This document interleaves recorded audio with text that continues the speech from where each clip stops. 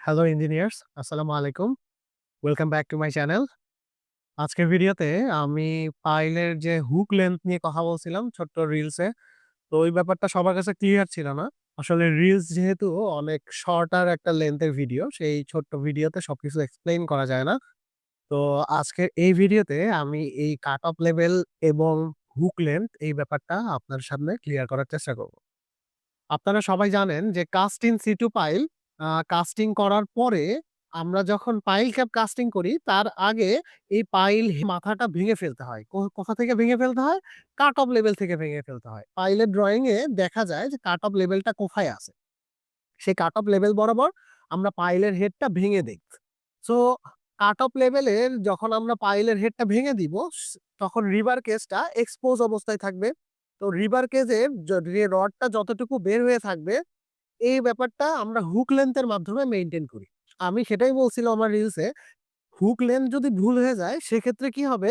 এই যে এখানে যেটা দেখতেছেন যে একটা পাইল ক্যাপের মধ্যে পাইলের রড গুলা বের হয়ে আছে। এই যে পাইলের রড বের হয়ে আছে এগুলাই কিন্তু পাইলের হেডটা এখানে ভেঙে ফেলা হয়েছে এবং পাইলের হেড ভেঙে ফেলার পরে দেখেন যে রডটা বের হয়ে আছে সবগুলো রড একদমই সেম লেভেলে আছে। এটার মানে কি? এটার মানে হচ্ছে আমাদের হুক লেন্থটা ঠিক ছিল।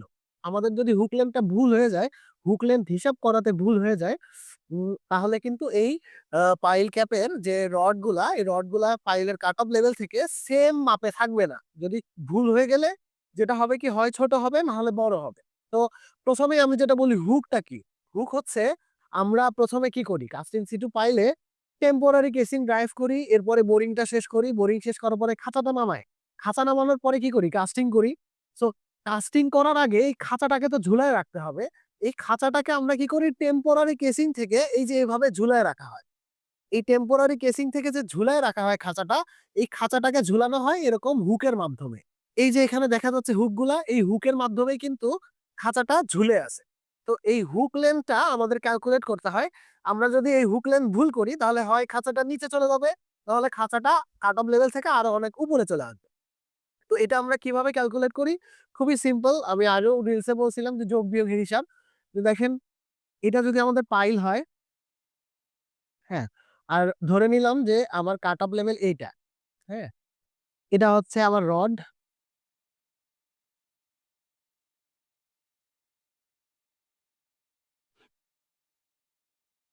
ওকে?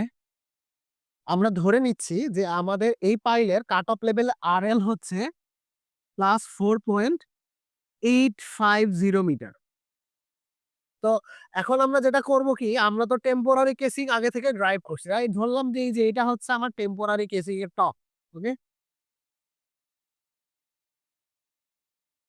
ধরে নিচ্ছি এটা হলো টেম্পোরারি কেসিং এর টপ। আমাদের সার্ভেয়ার যেটা করে ১ম এই এই টেম্পোরারি কেসিং এর টপের আরএলটাও আমাদেরকে দিয়ে দেয়। তো এটা হচ্ছে ফিল্ড ডাটা। টেম্পোরারি কেসিংটা কতটুকু উপরে রাখতে হবে এটা সাইট কন্ডিশন এর উপরে ডিপেন্ড করলেও কিছু ব্যাপার সতর্ক থাকতে হবে। সতর্কতাটা হচ্ছে টেম্পোরারি কেসিং যদি বেশি উপরে দিই আমরা তাহলে কিন্তু পাইলের হেডটার মধ্যে কংক্রিটের পরিমাণ বেশি। তার মানে কংক্রিটের ওয়েস্টেজ বেশি হচ্ছে। আর যদি টেম্পোরারি কেসিংটা বেশি নিচু করে ফেলি তাহলে কিন্তু কংক্রিটের ইন্টিগ্রিটি ঠিক থাকে না। দেখেন পাইলের মাথা ভেঙে ফেলতে হয় একটা নির্দিষ্ট লেভেল পর্যন্ত। আমরা যদি এই হেডটা কম রাখি তার মানে কিন্তু পাইলটা কন্টামিনেটেড থাকতেছে। কাট অফ লেভেলের নিচে কন্টামিনেটেড কংক্রিট থাকার একটা সম্ভাবনা থাকে। ধরে নিচ্ছি যে আমাদেরকে এটা টপের লেভেল মার্ক করা হচ্ছে 6.970 মিটার প্লাস 6.970 মিটার।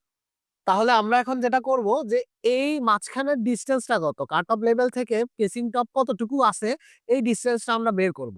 এই ডিসটেন্সটা বের করার জন্য আমরা যেটা করব সেটা হচ্ছে এই টেম্পোরারি কেসিং এর আরএল থেকে কাট অফ লেভেলের আরএলটা বাদ দিব।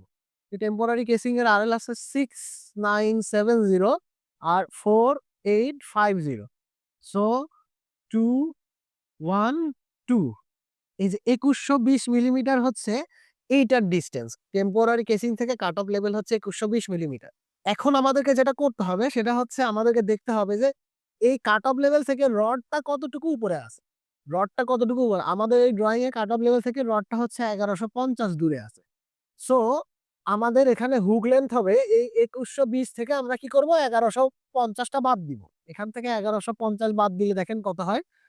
0 970 মিলিমিটার। এই যে 970 মিলিমিটার হচ্ছে টেম্পোরারি কেসিং টপ থেকে এই যে খাঁচার টপের যে গ্যাপটা।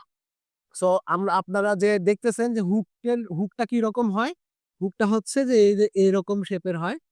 এটা আমরা ওয়েল্ডিং করি। এখন এই যে এখান থেকে এতটুকু লেংথ কত হবে? ৯৭০ মিলিমিটার? না, ৯৭০ মিলিমিটার হচ্ছে এই গ্যাপটা। সো আমরা হুক লেংথটা কতটুকু বানাবো? হুকটা কতটুকু বানাবো এটা ডিপেন্ড করবে আমি কতটুকু ল্যাপ দিব। এই যে খাঁচার সাথে তো ল্যাপিং করতে হবে। ওয়েল্ডিং করে আমরা ল্যাপ দেই। সো এটার সা এই হু এই এটার মেজারমেন্ট করার সময় আমরা যেটা করব ৯৭০ মিলিমিটার আর যতটুকু ল্যাপ দেই। আপনি কতটুকু ল্যাপ দিবেন ইট ডিপেন্ডস অন আপনার খাঁচার ওয়েট কতটুকু হবে এরকম কনসিডারেশন এ আমরা ৩০০ থেকে ৪০০ বা ২০০ এরকম ল্যাপ দেই। ধরলাম আমরা ৩০০। এটার সাথে ৩০০ এড করে মানে ল্যাপ লেন্থ টা এড করতে হবে। তো এই ৯৭০ এর সাথে ল্যাপ লেন্থ টা যোগ করে দিয়ে এই হুকটা বানায় দিতে হবে। আশা করি বোঝা গেছে যে এই হুক লেন্থ আমরা কিভাবে সাইটে বের করি এবং এই ব্যাপারগুলা কিন্তু কোনোভাবেই ফর্মুলা-টর্মুলা মুখস্থ করার দরকার নেই। অনেকে কি করে মুখস্থ করে। Casing top RL minus cut off level minus এই যে এটাকে ডাবল বার বলে, ডাবল বারের লেন্থ। এভাবে মুখস্থ করার কোনো দরকার নাই। এই পুরা ব্যাপারটা বোঝাটা আসলে অনেক জরুরি। দেখেন আমি আমার রিলসের বলছিলাম যে এখানে কিন্তু কোনো অনেক বড় জটিল ইঞ্জিনিয়ারিং নাই। এটা খুবই সিম্পল ব্যাপার যেখানে যোগ-বিয়োগের হিসাব। কিন্তু আমরা শুরুতেই এই ধরনের যোগ-বিয়োগের হিসাব করতে অনেক ভুল করে ফেলি। সো আপনারা যারা কাস্ট ইন সিটু পাইলের কাজ করতেছেন তারা হুক লেন্থ নিয়ে সতর্ক থাকবেন। আর আমার ভিডিওটা যদি ভালো লেগে থাকে তাহলে শেয়ার করবেন। ধন্যবাদ সবাইকে। আসসালামু আলাইকুম।